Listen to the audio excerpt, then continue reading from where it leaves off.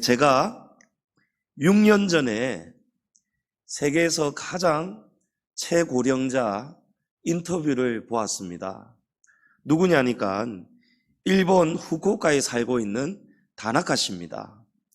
이 사람이 112세 때에 세계 최고령자가 되어서 화제가 되었는데 지역으로부터 상도 받고 또 인터뷰도 받은 기사를 보았습니다. 그때 기자가 다나카 씨 지금 세계에서 제일 오래 지금 사셨는데 앞으로 얼마나 더 살고 싶으십니까? 라고 물으니까 이 다나카 씨가 표정이 화가 나듯이 굳어지면서 나는 끝없이 살고 싶습니다 라는 거예요.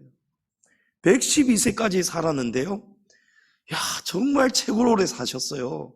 그러면서 기자가 다나카 씨 이제 얼마나 더 오래 살고 싶습니까? 하니까 자기는 끝없이 살고 싶다는 겁니다.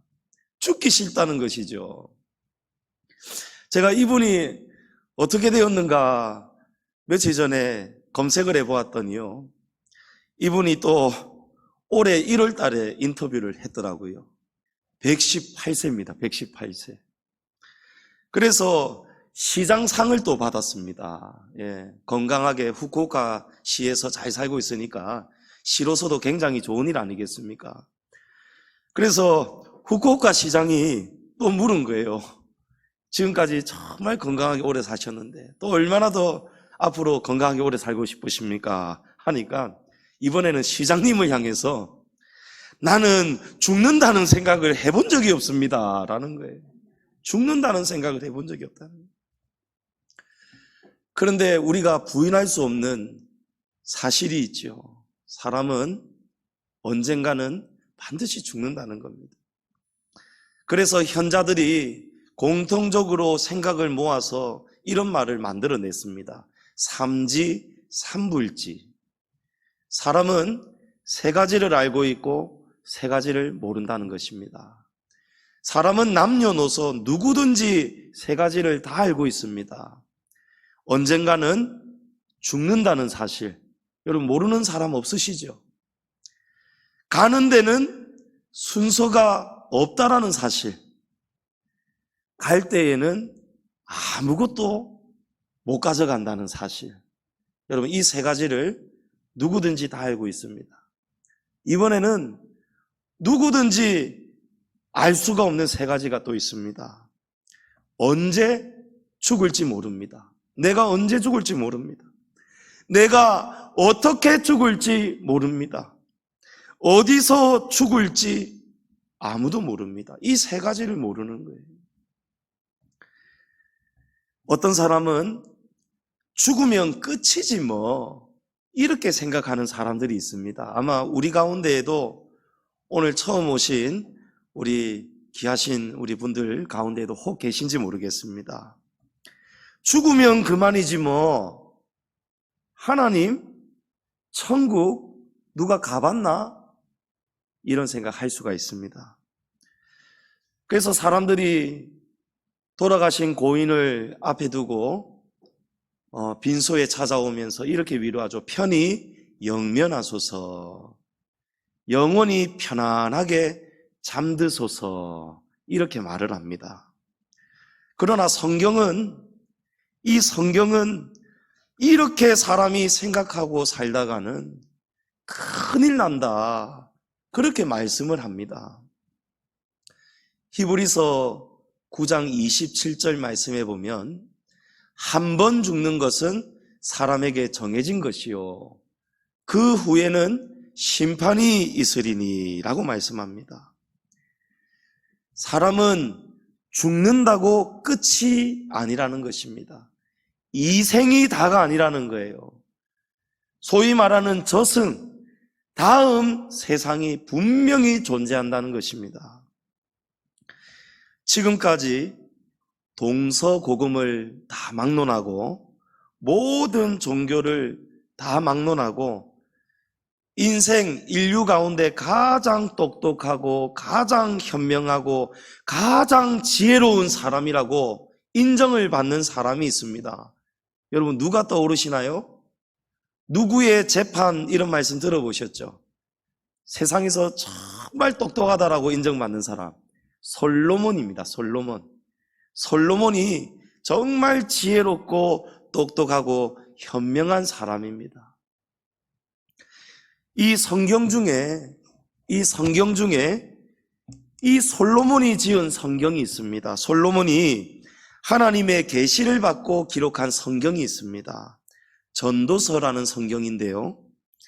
전도서 3장 21절에 보면 인생들의 혼은 위로 올라가고 짐승의 혼은 아래 곧 땅으로 내려가는 줄을 누가 알랴라고 합니다. 이렇게 똑똑하고 지혜롭고 현명한 솔로몬 왕이 하나님을 잘 섬겼던 왕인데 하나님께서 이 솔로몬 왕에게 이 인생들을 위해서 구원받을 인생들을 위해서 하나님이 계시를 주셔서 깨닫게 하신 말씀, 그게 전도서입니다. 이 전도서에 솔로몬이 인생들에게 이 말씀을 하는 거예요. 인생은 죽으면 끝이 아니고 인생은 혼은 위로 올라가고 짐승은 죽으면 끝이 난다는 거예요. 땅으로 그냥 내려가고 끝이 난다는 거예요. 사람들이 죽으면 끝이 난다라고 생각하고 살면은 안 된다는 것을 지혜로운 사람 솔로몬이 인생들에게 지금 가르치는 말씀입니다. 세상에는 눈에 보이는 것이 전부가 아니죠. 보이지는 않는데도 실제 하는 것들이 있습니다. 바람은 있습니까? 없습니까? 바람이 있지요. 바람이 눈에 보입니까? 보이지 않는데도 바람은 있다라고 우리가 알고 있지 않습니까? 공기도 우리가 지금 숨을 쉬고 있잖아요. 보이지는 않는데도 공기가 있다는 것을 우리가 알고 살아갑니다. 마찬가지로 우리는 이 성경은 두 가지의 사람이 있다라고 말씀합니다. 하나는 겉사람입니다. 이 겉사람이 바로 우리가 눈에 보이는 육신입니다. 육체입니다. 그리고 또 한 가지 속사람이 있다라고 합니다. 속사람. 이 속사람은 우리의 영혼을 말씀합니다. 우리가 사람이 죽고 나면은 이 겉사람 육신은 땅에 묻히지만 영혼은 어떻게 된다고요? 올라간다는 것입니다. 하늘로 위로 올라간다는 것입니다. 올라가서 어떻게 됩니까? 한 번 죽는 것은 사람에게 정해진 것이요, 그 이후에는 심판이 있다는 것입니다. 하나님 앞에 어느 인생이든지 누구든지 하나님 앞에 반드시 서야 된다는 것입니다. 그래서 솔로몬은 전도서 12장에서는 이런 말씀을 합니다. 너는 청년의 때에 너의 창조주를 기억하라. 곧 공고한 날이 이르기 전에 나는 아무 낙이 없다고 할 해들이 가깝기 전에, 해와 빛과 달과 별들이 어둡기 전에, 비디의 구름이 다시 일어나기 전에 그리하라. 세상은 어떻게 존재한다라고 여러분은 생각하십니까? 세상은 우연히 생겨난 세상이 아닙니다. 하나님이 모든 우주 만물을 창조하고 다스리고 계십니다. 청년의 때에, 너는 청년의 때에 창조주를 기억해야 된다. 이 말씀은 나중에 큰 낭패를 당하기 전에, 사람이 죽기 전에, 하나님을 믿지 않고 죽어서 하나님의 심판대 앞에 서기 전에, 죽기 전에 하나님을 믿어야 된다라는 말씀이에요. 청년이라는 것은 우리가 힘이 있을 때에, 아직 살아있을 때에 바로 그런 말씀입니다. 저는 오늘 우리 인생들이 반드시 알아야 할 하나님을 소개하고자 합니다. 하나님은 누구신가? 여러분, 하나님이 어떤 분이신지 압니까? 첫 번째로 하나님은 창조주 하나님이십니다. 우리 한번 따라해 볼까요? 창조주 하나님. 예, 창조주 하나님.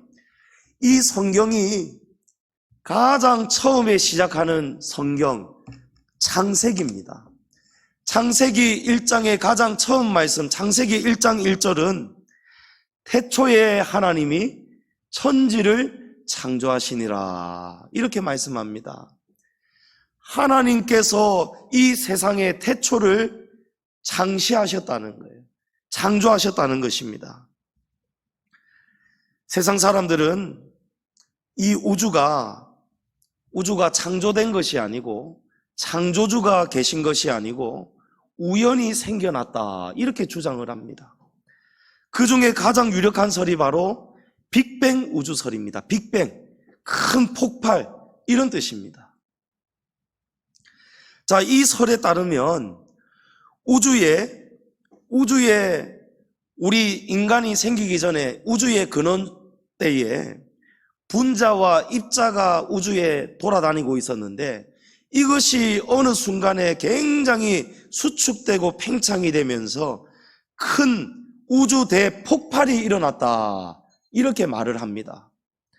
이 폭발이 일어나면서 신기하게도 희한한 물질들이 만들어지기 시작하고 물질 세계가 만들어졌는데 이런 물질들이 시간이 오랫동안 수억 년 동안 지나면서 자연 진화가 되면서 여러 가지 동식물이 생겨났다. 그러면서 식물이 진화되고 동물이 진화가 되면서 이 원숭이가 진화가 되면서 우리 사람이 되었다. 이렇게 주장하는 것이 빅뱅 우주설이고 진화론자들이 하는 주장입니다. 그러나 우주 만물이 어느 날 우연히 생겨났다라고 하기에는 이 우주와 우리가 살아가고 있는 이 지구의 질서를 보십시오. 얼마나 그 체계가 그 질서가 명확하고 정확한지 놀라울 만큼 신비로운 것이 우주 만물입니다. 사람의 인체 구조만 보아도 그렇습니다. 여러분, 우리 사람이 어떻게 그냥 우연히 만들어져서 그런 동물이 진화하다가 원숭이에서 우리 사람이 생겨났다라고 말할 수 있을까요? 우리 사람의 인체를 한번 보면요, 우리 몸속의 혈관이 우리 몸속에 있는 동맥, 정맥, 모세혈관 이런 혈관을 전부 다 일자로 늘어뜨리면은 10만 킬로미터가 된다고 합니다. 10만 킬로미터라는 거예요. 이것을 우리가 쉽게 우리가 생각을 하면은 지구를 2바퀴 반을 돌릴 수 있는 만큼의 그런 엄청난 길이의 혈관이 우리 몸속에 있다는 거예요. 이 동맥과 모세혈관, 정맥혈관이 심장의 자심실에서 분출하는 이 혈액을 우리 온몸의 오장육부를 향해서 끊임없이 자심방, 우심실 이 박자의 박동에 맞추어서 정확하게 구석구석 10만 킬로미터에 달하는 혈관이 피를, 산소를, 생명을 지금 공급하고 있습니다. 여러분, 그것이 저와 여러분의 지금 몸에서 일어나고 있는 인체의 신비입니다. 우연히 진화된 사람의 몸이라 하기에는요, 이 혈관에 배치될 온몸의 기능들이 너무도 정확한 시스템에 따라서 이 생명을 유지하고 있다는 것입니다. 자, 우리가 100번을 한번 양보해 봅시다. 100번 양보해서 좋다. 그러면 우주가 빅뱅 대폭발에 의해서 우연히 만들어졌고 우연히 물질 세계가 만들어졌고 여러 가지 동식물들이 진화가 되면서 출현하였다. 이렇게 치더라도 그러면 여러분 한번 생각을 해 보십시오. 우주가 대폭발이 일어나기 전에 존재했던 그 분자와 입자가 돌아다니고 있던 그 우주가 어떻게 그럼 존재했겠느냐 말이에요. 시작이 있었으니까, 창조주가 있었으니까. 여러분, 이런 말 들어보셨죠? 닭이 먼저일까요? 알이 먼저일까요? 여러분, 절대 알이 먼저일 수가 없죠. 예, 절대로 알이 먼저일 수가 없습니다. 닭이 존재했기 때문에 알이 나오는 거예요. 마찬가지로 우리가 창조일까 진화일까를 우리가 조금만 생각을 해보면요, 지금까지 모든 세계의 과학자들이 이 우주의 기원을 명확하게 정확하게 밝혀낸 과학자가 아직까지도 없습니다. 진화론자들이 진화를 주장하지만 진화가 맞다는 것을 아직까지도 지금 밝혀내지 못하고 있습니다. 그렇다면 우주 만물은 어떻게 기원이 생겼을까요? 사람은 동식물은 어떻게 생겼을까요? 그에 대해서 가장 정확하게, 명확하게, 확실하게 설명하고 있는 것이 바로 이 성경입니다. 성경. 이 성경은 모든 우주 만물을 창조하신 분이 하나님이시다라고 분명하게 우리에게 말씀하고 있습니다. 그러면 하나님은 어떻게 존재하신단 말입니까? 아니, 신이 있다면, 우주 만물, 우리 인간을 창조하신 신이 있다면 그 신은 도대체 어떤 신이란 말입니까? 여러분, 그것은요, 우리 인간의 이 머리를 가지고는요, 이해할 수가 없는 영역입니다. 우주가 얼마나 넓은지 여러분 아시죠? 우주는요, 그 길이를 재는 단위가 광년입니다, 광년. 빛의 속도로 몇 년을 가야만 되는 단위가 광년이지 않습니까? 그리고 우리 지구상에 존재하는 모든 지구, 여러 나라에 존재하는 바닷가, 모든 해변의 모래 아래 개수, 그 모든 모래 아래 개수보다도 우주에 있는 별의 개수가 비교할 수 없을 만큼 몇 배로 많답니다. 그만큼 우주가 어마어마하게 넓은 거예요. 그 큰 우주 가운데 우리 지구는 조그마한 샛별에 불과한 것입니다. 이 지구 가운데에서도 우리는 정말 조그마한 존재잖아요. 인간의 생각을 할 수 있는 이 머리, 내가 얼마나 이 우주에서 얼마나 작은 존재입니까? 이런 작은 존재가 이 모든 크고 광활한 우주를 창조하시고 움직이시고 주관하시는 그 크고 위대하신 하나님을 우리가 담아내려고 하는 것, 이해하려고 하는 시도가 어리석은 것입니다. 그러나 성경은 정확한 근거 한 가지를 우리에게 말씀합니다. 하나님은 어떻게 그러면 존재하시느냐? 출애굽기 3장 14절에 보면 하나님이 모세에게 이르시되 나는 스스로 있는 자이니라. 아멘. 여러분, 이것 말고는, 이 이상 말고는 우리가 하나님을 이해할 수 있는 방법이 없습니다. 하나님은 창조주이신데, 그러면 창조주이신 하나님은 어떻게 존재하시는가? 하나님은 스스로 존재하시는 분이라는 것입니다. 우리는 이렇게 알고 믿어야 되는 것입니다. 창조주 하나님은 우리의 머리를 가지고는 이해할 수는 없지만 이 우주와 모든 인류, 이것을 세상 사람들은 진화가 되었다, 우주가 대폭발이 되어서 이렇게 지구가 존재한다, 이렇게 주장을 하지만 명확한 근거도 아직까지 밝혀내고 있지 못하고 있지만 성경은 창조주 하나님이 우주를 조성하시고 태초에 하나님이 천지를 창조하셨다, 이렇게 분명하게 말씀합니다. 하나님은 창조주 하나님이십니다. 두 번째로 하나님은 질투하시는 하나님입니다. 질투하시는 하나님. 출애굽기 20장에 보면 너를 위하여 새긴 우상을 만들지 말고 또 위로 하늘에 있는 것이나 아래로 땅에 있는 것이나 땅 아래 물속에 있는 것에 어떤 형상도 만들지 말며 그것들에게 절하지 말며 그것들을 섬기지 말라. 나 내 하나님 여호와는 질투하는 하나님인즉 나를 미워하는 자의 죄를 갚되 아버지로부터 아들에게로 3, 4대까지 이르게 하거니와 나를 사랑하고 내 계명을 지키는 자에게는 1000대까지 은혜를 베푸느니라. 아멘. 여러분, 하나님이 나는 어떤 신인가, 그것을 우리에게 가르쳐 주셨는데 하나님이 나는 질투하는 하나님이다 라고 말씀하시는 거예요. 여러분, 질투가 왜 존재합니까? 사랑이 있기 때문에 질투가 존재합니다. 여러분, 사랑이 없으면요, 질투가 절대 존재할 수가 없어요. 이 말씀은 하나님은 사랑의 하나님이시다라는 뜻입니다. 하나님이 저와 여러분을 얼마나 사랑하는지 모릅니다. 하나님이 6일 동안 세상을 창조하셨는데 마지막 6일째 되는 날에 우리 인간을 창조하셨습니다. 사람을 만드시고 난 다음에 하나님이 다른 것들을 만드신 다음에는 하나님이 보시기에 좋았더라 라고 하셨는데 6일째 되는 날 사람을 만드시고 난 다음에는 하나님이 우리 인간을 만드시고 난 다음에는 하나님이 보시기에 심히 좋았더라. 하나님이 이렇게 말씀하셨어요.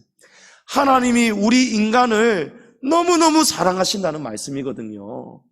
그런데 우리 인간이 하나님을 믿지 않고 하나님을 모르고 살아갈 때에 하나님을 사랑하는 것이 아니고 하나님과 교제하고 창조주 하나님을 우리가 인정하지 않고 다른 신을 섬기고 다른 신을 만들고 다른 신 앞에 절을 할 때에 하나님의 마음이 어떻겠습니까?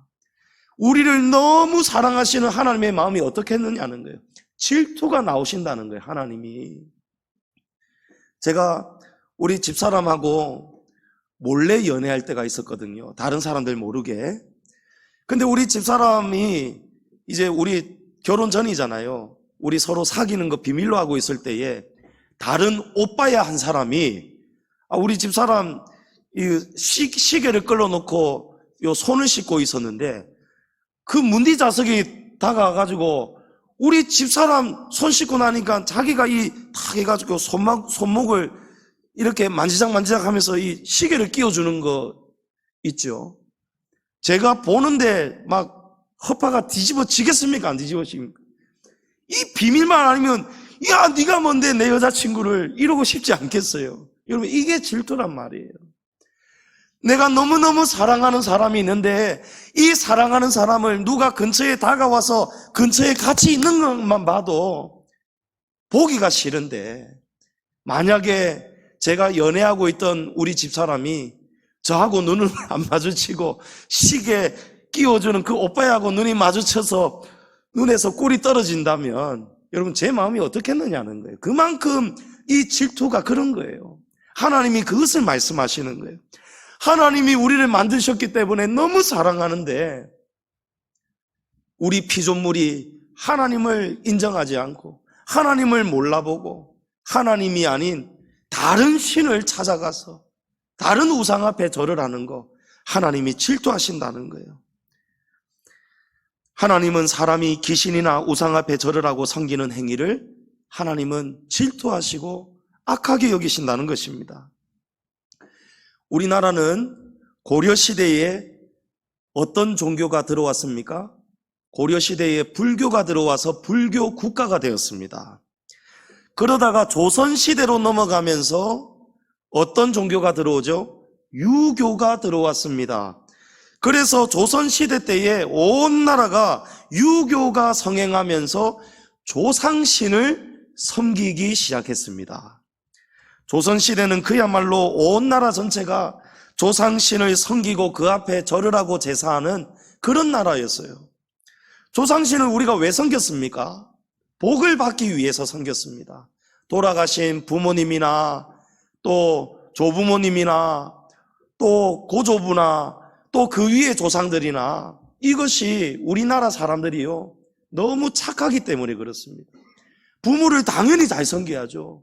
부모님 돌아가셨는데 부모님 돌아가셨다고 싹 잊어버리고 돌아가신 날 기일날 기념도 하지 않고 그거는 정말 상놈의 자식이죠. 그러면 안 됩니다. 세상 사람들이 오해하는 것이 있는데요. 우리 기독교는 교회 다니는 사람들은 제사 안 지낸다, 부모 공경할 줄 모른다 이렇게 오해를 하시는데 그렇지가 않습니다. 우리 교회도요, 성도들도요, 부모님 돌아가신 날 온 가족들 모여서 하나님 앞에 부모님을 기억하면서 추도 예배 드립니다. 제사, 절을 하고 이런 형식이 다른 것이지요. 한번 들어보십시오. 우리나라 사람들이 너무 착하기 때문에 그 어떤 세계 나라 사람들보다도 어른 공경할 줄을 알고 근본을 알기 때문에 뿌리를 알기 때문에 이거는 너무 좋은 우리의 참 조선시대로부터 이어져온 정말 좋은 풍습이 분명합니다. 어른을 당연히 부모를 섬겨야죠. 자, 그러면 유교가 들어와서 조상신을 제사를 잘 지내야 복을 받는다. 그래서 우리가 유교를 믿게 되고 조상신의 앞에 절을 하는데 조선시대에 복이 왔습니까? 저주가 왔습니까? 여러분 생각해 보셨나요? 조선시대에 온 가정들마다 온 나라에 복이 임했습니까? 아니면 저주가 찾아왔습니까? 여러분 저주가 찾아왔습니다. 임진왜란이 터지면서요, 조선을 끝으로 조선 시대가 끝이 나고 말았습니다. 조선의 국무가 명성황후가 어떻게 됐습니까? 칼로 난자를 당하고 시해를 당하고 불에 타 죽었습니다. 온 나라가, 온 가정들이 다 짓밟혀 버렸어요. 나라의 영토를 다 빼앗기고 모든 국민이 주권을 빼앗겼습니다. 그때에 일본 수장 도요토미 히데요시가 이 조선 군인을 빨리 장악하기 위해서 포상을 걸었습니다. 조선 군인을 가장 많이 죽인 자에게는 큰 포상을 할 것이다. 그래가지고 누가 누구를 얼마만큼 죽였는지를 알 수가 없으니까 자기가 죽인 조선 군인의 이 기를 배우라고 했습니다. 기를. 그런데 이 기를 배우라고 하니까 꼼수를 부리기 시작하는 거예요. 왜냐하면 사람이 기가 두 개잖아요. 조선 군인 한 명 죽여놓고는 기를 두 개 다 잘라가지고는 이 두 명을 죽인 것처럼 이렇게 해오니까 나중에는 바꾸어가지고 이제는 기 말고 코를 잘라오느라 라고 했어요. 조선 군인 죽이고 나면 코를 베어오느라. 왜냐하면 코는 하나니까요. 지금도 도쿄에 있는 신사 옆에 가면요, 우리 조선인들의 그때 베어갔던 기와 코를 묻어놓은 기무덤이 지금도 도쿄의 신사 옆에 조선인들의 기무덤이 크게 있습니다. 실제로 있었던 일들입니다. 그때 일본 군인들이 전부 다 포상에 혈안이 돼가지고요, 나중에는 어떤 일까지 벌이냐니까 군인들만 죽이는 것이 아니고, 군인들의 기와 코만 베는 것이 아니고 멀쩡하게 살아 돌아다니는 민간인들 있지 않습니까? 조선 사람들, 어린 아이들까지, 부녀자들까지 기를 베고 생사람의 기를 베고 코를 베어갔다는 거예요. 그래서 문헌에 보면요, 아이들이 막 코가 이렇게 베어가지고 이래 돼 있는 사진들이 있습니다. 노인, 여자, 아이들 할 것 없이 기와 코를 무자비하게 다 베어버렸어요. 그래가지고 그때부터 어른들이 조심하라고 뭐라고 했는지 아십니까? 이웃들에게, 아이들에게 어디 나갈 때 이비야, 이비야 이랬어요. 이비야. 여러분 이비야 들어보셨죠? 다른 지역은 에비야 이러는 데도 있던데 이비야입니다. 이비야. 기이자에 코비자. 이비야, 기 조심해라, 코 조심해라. 이비야, 이비야. 그게 이때 생겨난 말이에요. 하나님께서 뭐라고 하셨습니까? 어떤 형상도 만들지 말고 절하지 말고 그것들을 섬기지 말라. 그것들에게 절하지 말아라. 하나님은 질투하시는 하나님이시다 라고 했습니다. 여러분 구약 성경 에스겔서에 이런 말씀이 있습니다. 내가 너를 향하여 질투하리니 그들이 분내어 내 코와 귀를 깎아버리고 남은 자를 칼로 엎드러뜨리며 내 자녀를 빼앗고 그 남은 자를 불에 사르며. 여러분 이 말씀 수천 년 전에 에스겔 선지자를 통해서 하나님이 하신 말씀이에요. 여러분 이거 한번 읽어보니까 임진왜란 때가 뭔가 매치가 되는 것 같지 않습니까? 조선시대에 우리나라 온 나라 전체가 조상신을 신이라고 섬기고 귀신을 섬기고 이 영혼들 앞에, 혼령들 앞에 막 절을 하겠다고 온 나라가 이렇게 되어버릴 때에 나라가 복을 받은 것이 아니고 외국이 쳐들어와서 온 나라를 짓밟아버리고 불태워버리고 귀와 코를 잘라버리고, 여러분 이런 일이 일어났다는 거예요.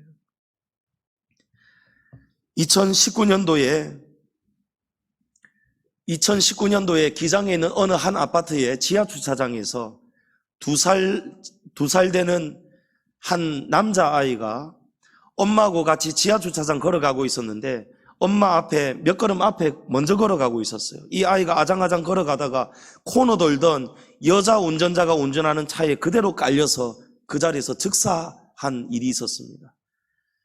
그때 너무 큰 사건이어서 아마 기억하시는 분 계실 수도 있습니다. 이 아이는요, 알고 봤더니 제가 시청 앞에 신혼 때에 살던 때에 자주 이용하던 식당 아주머니의 손자였어요. 손자. 제가 얼마 전에 그 식당에 갔는데, 아이고 어머니 잘 계셨습니까?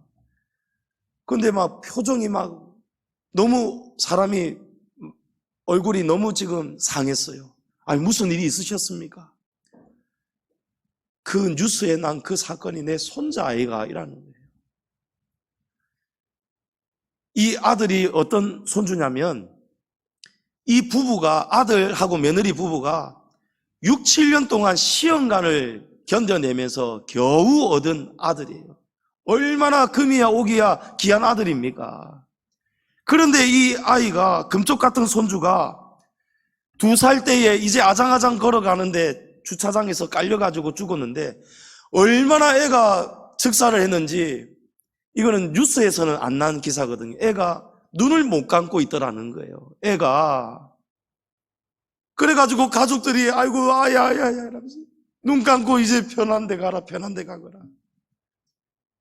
이 식당 아주머니, 이 할머니가요, 저하고 이제 이야기를 많이 나눴던 사이거든요. 이 할머니가 한 달에 2번을 거제도에 갑니다. 거제도에 시댁인데 거기에 지금 모시고 있는 제사가 1년에 수십 개의 제사가 있는 거예요. 얼마나 부지런하고 조상을 잘 섬기는지 모릅니다. 그런데 그 아주머니가, 이 할머니가 뭐라는지 아십니까? 네, 이제는 제사 안 지낸다. 조상신이 없다. 조상신이 있다면 내 늙은, 죽으라고 해도 죽지 않는 내 영감은 안 데려가고 어떻게 이 금지옥역 같은 내 손주를 데리고 갈 수가 있겠느냐, 이러면서 마음이 상해버렸다는 거예요.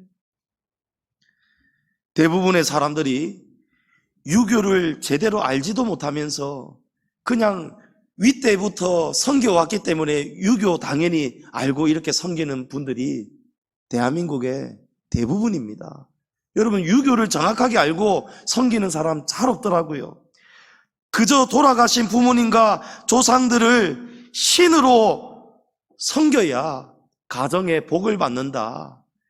이 제사 안 지내면 이건 근본도 모르는 호로자식 된다. 그래서 제사 모시는 가정들이 많습니다.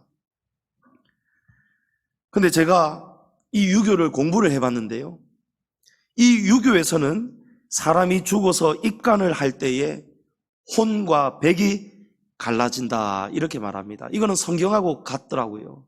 이 백은 우리 육신입니다. 혼이 우리의 영혼이고요. 사람이 죽어서, 성경은 죽는 순간 이 혼과 백이 나뉘어지는데, 입간할 때 혼과 백이 갈라진다, 이렇게 유교에서 가르치고, 하간을 하고 사무제를 지내고 또 90일 졸곡제를 지내고 이틀 후에 또 부제를 지내고 나서 죽은 지 95일이 되는 날에 비로소 사람이 조상신이 된다, 이렇게 유교에서 명시하고 있습니다. 그런데 재미난 것은요, 유교에서 조상신의 혼백은 영원 불멸한 존재는 아니다, 이렇게 말합니다. 우리가 조상신이라고 알고 있는, 섬기는 이 제사 지내면서 절을 하는 그 신이 영원한 신은 아니라는 거예요. 그런 신이 있습니까? 왜 영원하지 않느냐? 도덕적으로 선하지 못한 혼령은 육체를 떠나는 순간 잠시 있다가 아예 흔적도 없이 소멸이 된다. 여러분, 나쁜 사람 있잖아요. 못된 짓 하다가 죽은 사람, 그런 사람은 영혼이 없답니다. 소멸이 된답니다. 또 불행하게 죽은 혼령은 조상신의 반열에 들지 못하고 원혼이 되어서 배회하다가 소멸되고, 이 원혼이 귀신이죠, 귀신, 악귀. 또 제사밥을 제대로 얻지 못한 혼령은 배가 고파서 일찍 소멸되고, 제사밥을 잘 먹은 혼령은 정성 여하에 따라서 잔명이 더 길어질 수는 있지만 그도 언젠가는 소멸이 되고, 또 후손에게 잊혀지면 결국에는 다 소멸이 된다. 자, 결과적으로 사람이 죽은 다음에 이 생을 떠돌고 배회하면서 자손을 돌아보고 지켜보고 있고, 또 실제로 자손들이 잘 사도록 도움을 주는 그런 조상신, 그런 혼령, 그런 신은 없다는 것입니다. 부모나 조상은 효도의 대상이라는 거예요. 부모나 조상은 효도의 대상이고 공경의 대상이지 결코 제사의 대상, 신으로서 섬겨야 되는 신의 경지에 이를 수 있는 그런 신이 아니라는 거예요. 우리 인생의 생사화복을 주관하시는 분은 하나님이심을 믿으시기 바랍니다. 하나님이 우리를 질투하실 만큼 사랑하신다는 거예요. 하나님이 우리를 너무너무 사랑하시니까 하나님이 아닌 다른 신을 섬기는 그런 사람을 하나님이 내버려 두지 않으시고 깨닫는 자는 돌아올 수 있도록. 이 할머니 이런 식으로 깨닫는 거예요. 집안에 우환이 생기고 복을 받기는커녕 저주가 길어지니까 이 할머니가 깨닫고는 이제 하나님 믿어야 되겠다. 사람이 이렇게 바뀐다는 거예요. 저희 집안에 제 할머니는 거의 오늘로 치면은 무당과 같습니다. 집안에 법당이 있었어요. 집안에 법당이. 제 아버지 고향이 충무 통영이신데요. 얼마나 집안 대대로 엄청난 불교 집안인지 모릅니다.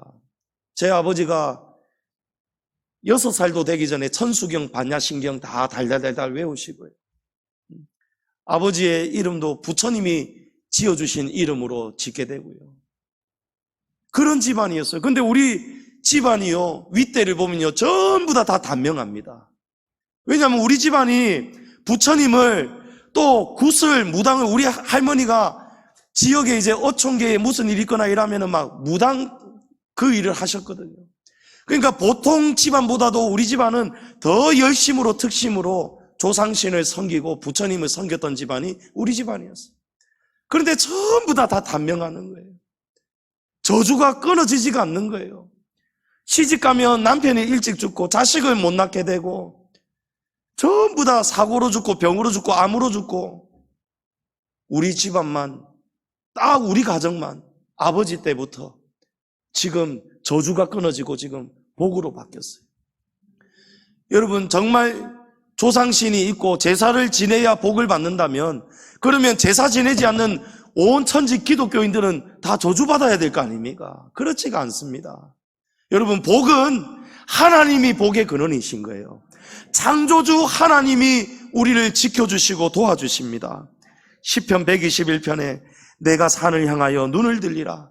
나의 도움이 어디서 올까? 나의 도움은 천지를 지으신 여호와에게서로다. 우리의 도움은 천지를 지으신, 우리 인간을 창조하신 하나님께로부터만 이 복이 올 수 있다는 것을 꼭 믿을 수 있기를 축복합니다. 자, 이제 마지막으로 하나님은 구원하시는 하나님입니다. 하나님은 구원주십니다. 이제 가장 중요한 말씀을 드리고 제가 마치겠습니다. 오늘 우리가 읽은 성경 말씀에 주 예수를 믿으라. 그리하면 너와 내 집이 구원을 받으리라 라고 했습니다. 여러분, 예수 믿어야 가정에 복이 옵니다. 예수님을 믿어야 자신도 구원을 받고 믿지 않는 우리 가족들도 구원을 받습니다. 태초의 사람 아담과 하와가 하나님께 불순종을 하면서 인간이 처음 죄를 지었습니다. 이 죄 때문에 이 아담 이후에 태어나는 모든 인간은 원죄라는 것을 가지고 있습니다. 제가 이 시간에 이걸 지금 다 말하면 여러분 배가 고파서 큰일 나서 안 됩니다. 원죄라는 것이 있어요. 이 원죄 때문에 아담 안에서 태어나는 후손들은 전부 다 죄가 있습니다. 나는 죄 지은 적 없는데 왜 교회 다니는 사람들은 죄를 회개해야 된다, 우리는 다 죄인이라고 할까? 여러분, 이것이 바로 원죄입니다.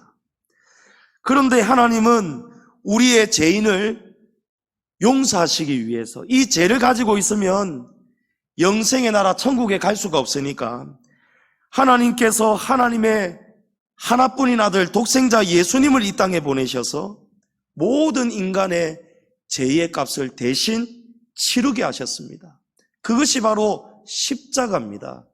예수님이 이 땅에 오셔서 2000여 년 전에 실제 역사죠. 유대 역사가 예수님을 믿지 않는 객관적인 유대 역사가 요세푸스라는 사람이 있는데 이 사람의 글에는요, 이 성경 말씀하고 하나도 조금도 틀린 게 없습니다. 그러니까 성경의 역사 이야기는 정말 진짜 실제했던 역사지요. 예수님이 실제로 이 땅에 오셨고 십자가에 죽으셨고 3일 만에 실제로 예수님이 살아나셨습니다. 예수님의 십자가의 죽음과 부활을 믿는 것이 바로 영생을 얻는 길이라고 성경이 말씀합니다. 우리 다 같이 요한복음 3장 16절 17절 한번 읽어보겠습니다. 하나님이 세상을 이처럼 사랑하사 독생자를 주셨으니 이는 그를 믿는 자마다 멸망하지 않고 영생을 얻게 하려 하심이라. 하나님이 그 아들을 세상에 보내신 것은 세상을 심판하려 하심이 아니요 그로 말미암아 세상이 구원을 받게 하려 하심이라. 아멘. 사람이 육신이 죽은 다음에 영생의 구원을 받아야 천국에 가는데, 그래야 영원히 죽지 않고 살게 되는데, 그 방법은, 그 길은 예수 그리스도밖에 없다는 것입니다. 예수님을 믿어야 구원을 받는다는 것입니다. 그러면 어떻게 믿는 것이 어떻게 믿어야 되는가? 요한복음 17장 3절에 영생은 곧 유일하신 참 하나님과 그가 보내신 자 예수 그리스도를 아는 것이니이다 라고 합니다.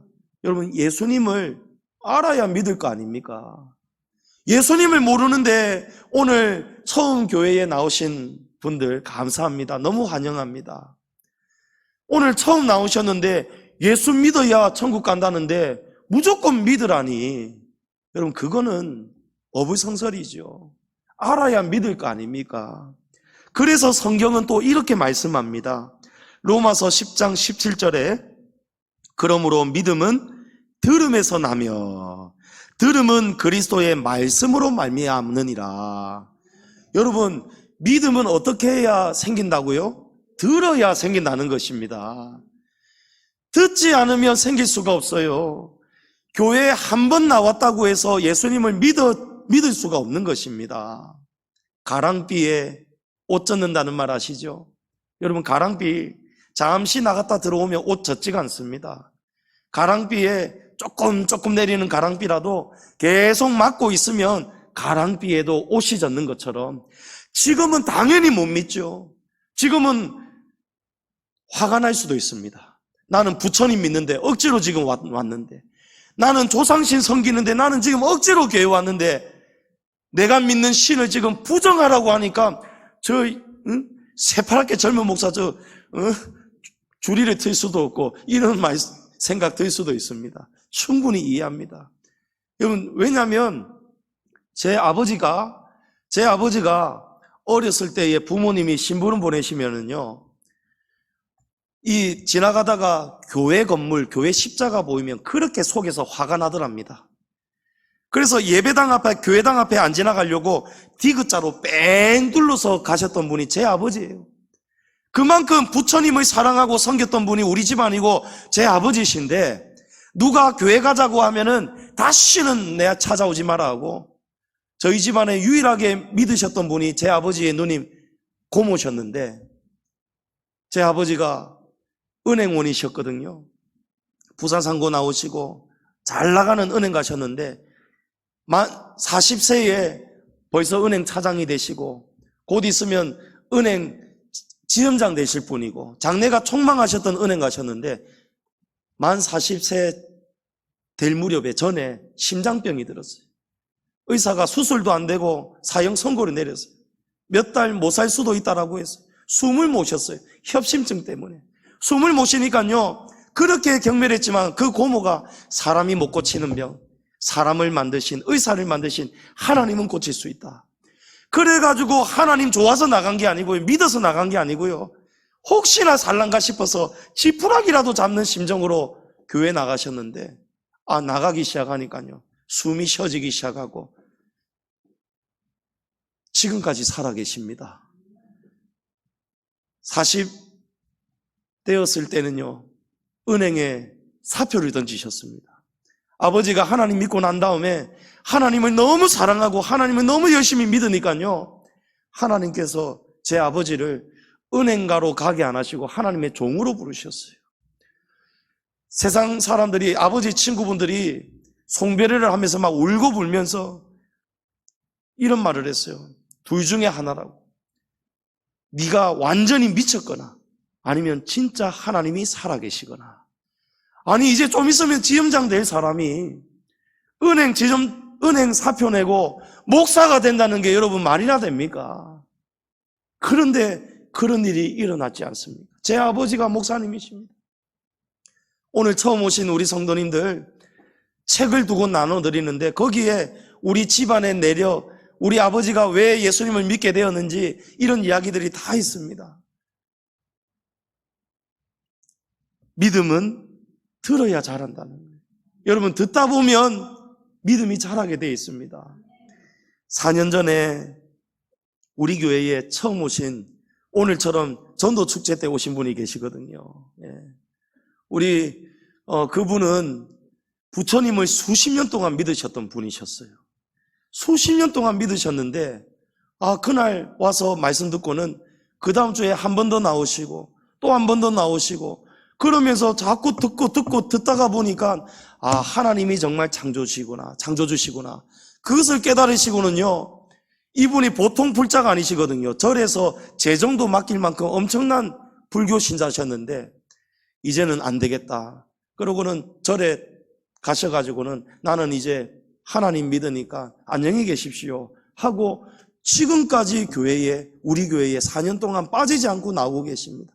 얼마 전에는 집사직분까지 받으셨어요. 오늘 이 자리에 처음 오신 분들은 정말 귀하신 분들입니다. 아무나 이 자리에 절대 올 수가 없습니다. 하나님이 사랑하시기 때문에 하나님이 이 말씀 듣게 하셔서 구원하시려고 이 자리로 불러오신 거예요. 지금은 믿어지지 않으셔도 제 말을 꼭 한 번만 좀 믿어주셔서 다음 주에도 한 번 나오시고 그 다음 주에도 한 번 또 나오시고 나오시다가 보면은 하나님이 택한 영혼은 반드시 하나님을 만나게 되고 믿게 되고 예수 그리스도를 통해서 구원을 받고 여러분의 가정도 구원을 받는 놀라운 복이 임할 줄을 믿습니다. 하나님은 누구신가? 창조주 하나님, 질투하시는 하나님, 구원하는 하나님이심을 기억하시고 하나님을 꼭 만나고 예수님을 구주로 영접하셔서 구원을 받고 복을 받는 저와 여러분 되시기를 주의 이름으로 축복합니다.